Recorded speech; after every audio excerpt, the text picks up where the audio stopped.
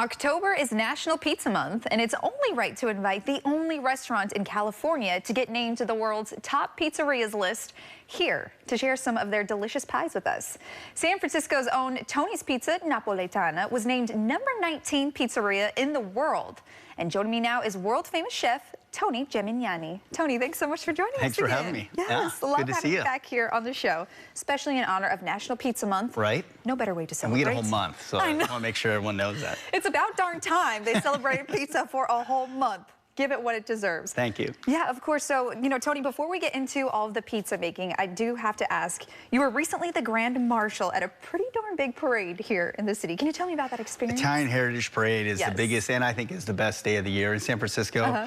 It's a day that I always work, and it's the busiest day in North Beach. You know, it's a parade that goes around the streets, and everyone gets to put seating on the streets and serve off the streets. So you literally like touch everybody in the parade. But I was a Grand Marshal. My son, we're behind we're actually in a '69 Camaro convertible, That's so awesome. Going across North Beach. It was one of the best days. Awesome. Yeah, it was and awesome. How did it feel for you to kind of just be in the different side of things? You're usually giving back to the community, but now the community was celebrating you. Yeah, it was different. You know, I'm always working in the kitchen, and like I said, I'm running from Tony's to Capo's to Slice House all around in North Beach at my places. Yeah. But actually, I got to sit down and go through it. So it's one of those days that you're sore as heck at the end, and you're like, oh my God. This time, I'm like, well, I kind of sat in the back of a convertible. It wasn't too bad, actually. So you're like, I had a pretty darn good time. It's just great to have that. The community, families come out. It's the busiest day of the year. The Blue Angels are here. It's just awesome.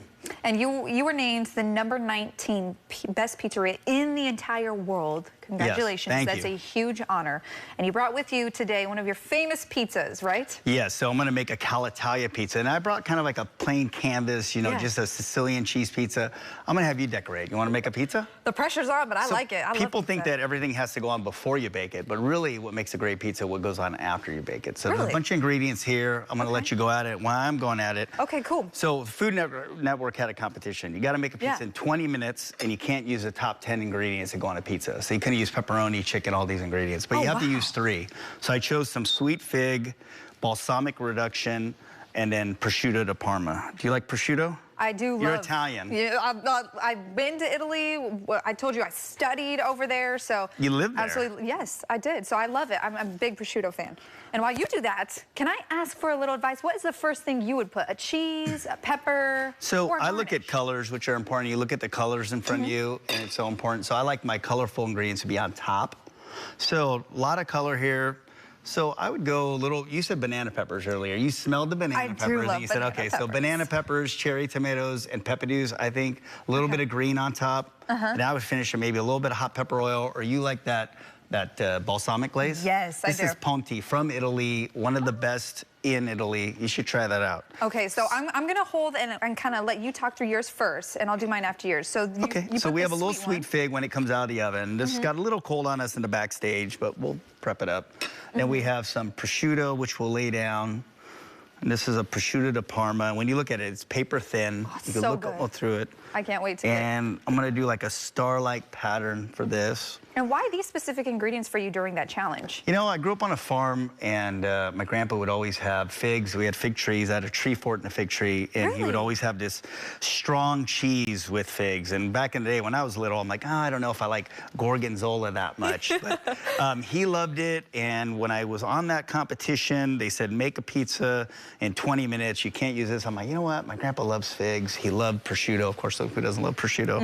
And then, I'm going to add some Asiago mozzarella, shaved Parmigiano Reggiano, really make it that cheese, 4-cheese style pizza. And I'm going to finish it off with a little acidity. So that Ponti, I'll finish it off, a little drizzle when it goes to it. And not much, a little goes a long way. When it comes to Italian cooking, it's all about the ingredients, maybe 4 to 5. Yeah. So, okay. Are you Simple ready? is better, right? Yes. And that's the pizza that won the gold medal on the Food Network. Okay, so let's kind of take a look at this. I'm going to show the camera real quick if you guys want to get a closer look at this. The camera's setting up. Sweet fig, prosciutto, balsamic reduction, 4 cheeses, Parmigiano Reggiano, mozzarella, Asiago, and gorgonzola. Do we see all that? But it's super delicious. It's on every menu. Tony's Pizza, Slice House, all of our Slice House locations. Love that. In the Bay Area and in Thousand Oaks. All right, so now let's see if I can make a pizza that maybe makes its way into Tony's menu. Let's see. So let's start with the banana peppers. You inspired me because you said colors first. So we're gonna go here. I'm gonna not do too many, maybe just kind of sprinkle it up on here. Looks good. Don't hate on the banana peppers either, everybody. And they're pretty strong too, you know, when it comes to it. So I'll put your ingredients out a little bit wide. Thank you. Yes. Follow your sauce line. Help me out, please. I tell Bill this in my restaurant all the time. He's my VP, and I say, Bill, can you just follow the sauce line? And is that on the edge? Is that what you mean? Yeah, follow the sauce line. So your pizza looks so much bigger now, right? Oh, you're gonna add more ingredients. Let's add you like cherry tomatoes or peppadews? I like peppadews. All right, let's go for peppadews. Let's do this next. Peppadews are awesome. And is this again along the sauce line? Yep, go along your sauce line. Okay.